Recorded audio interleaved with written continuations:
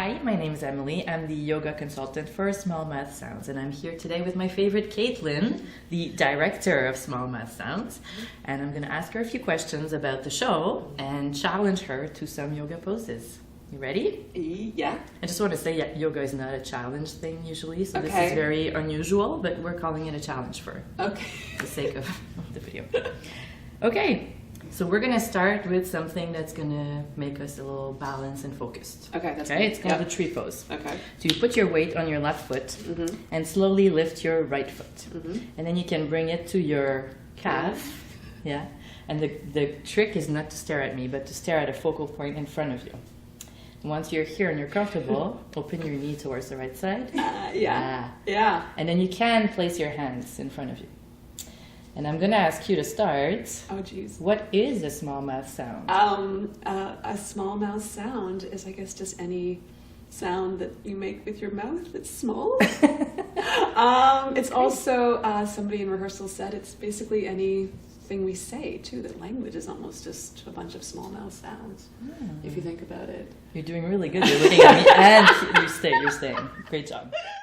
For the next question, we're just going to change our foot. Okay? Because we got to stay balanced. So we're going one side, the other side.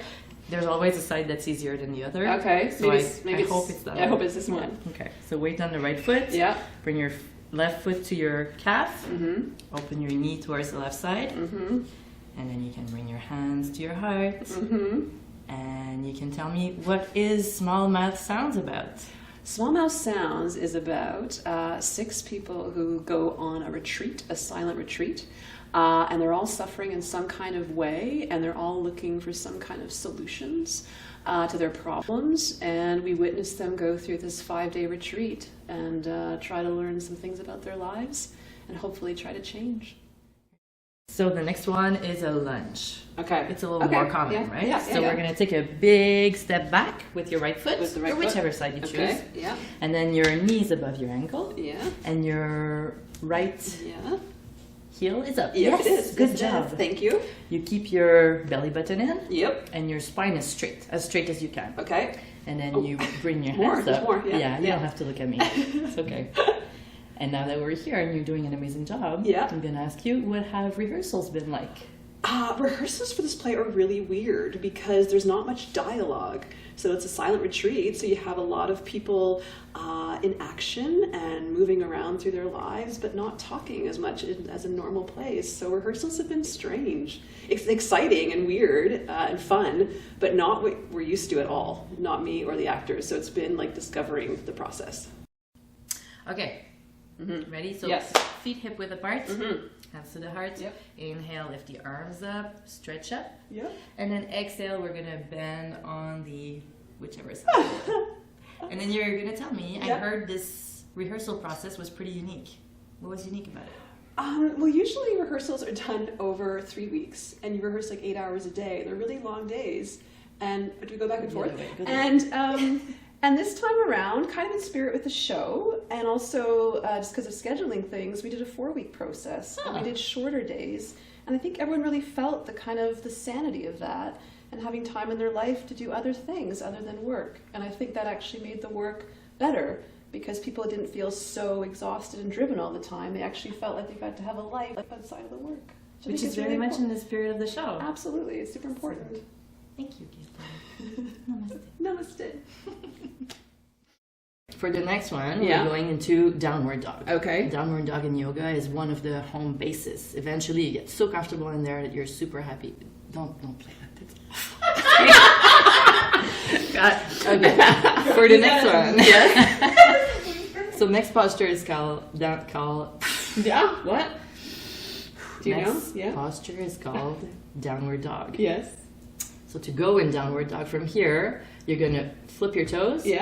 And then, how do I say that? Flip your toes, pressing your hands. Lift your buttocks in the air. And then you want to make it opposite a V shape. Okay. Am I in it?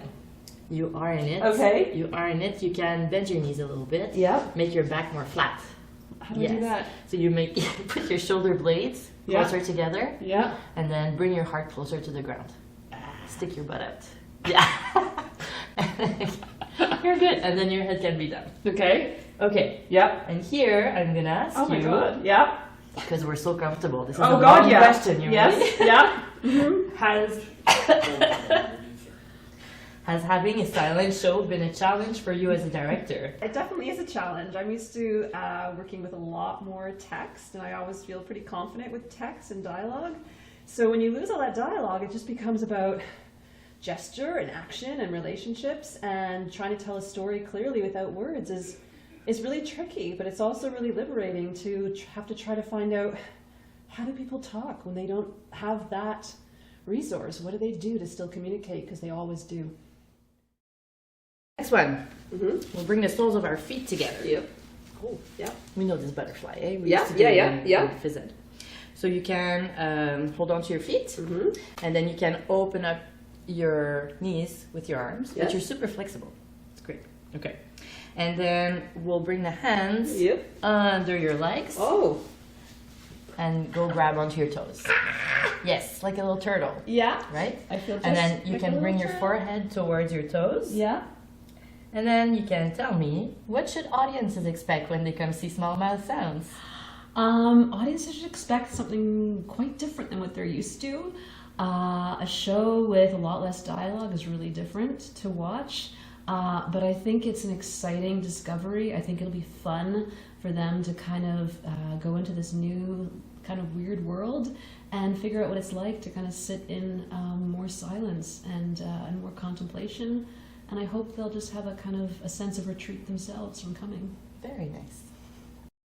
So next posture is called shoulder stand or candle. Candle is a little less intimidating. Mm-hmm. So we're going to turn around Yeah. like this, Mhm. just so the camera can really see how awesome we are. And you're going to go to your back. Yep. And then pressing in the ground with your upper arms, you're going to lift your hips, bring your hands to your lower back. Yeah.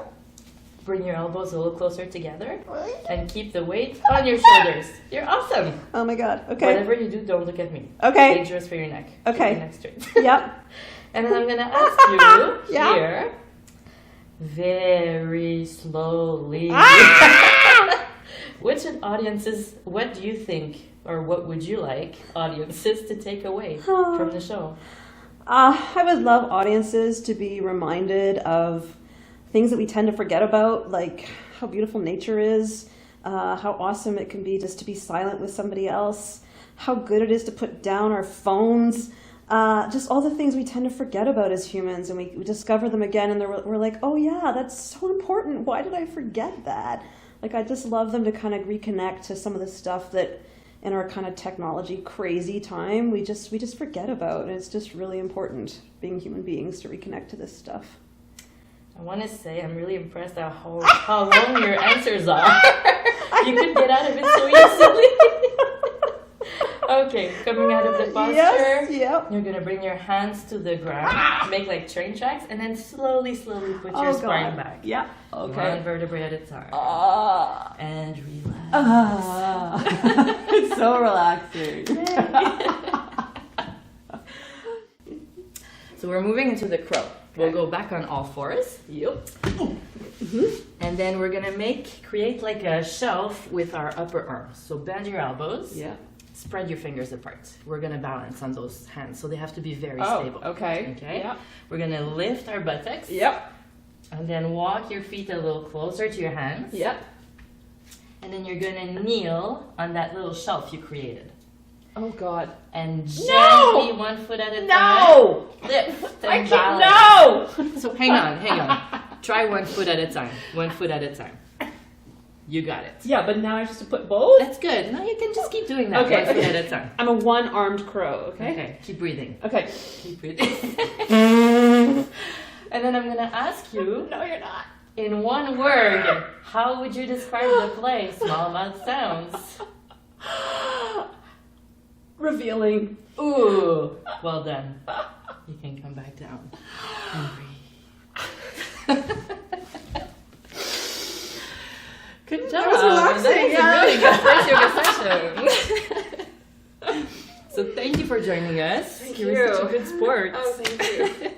And thank you very much, everyone, for watching. I'll see you in the woods for Small Mouth Sounds. Awesome.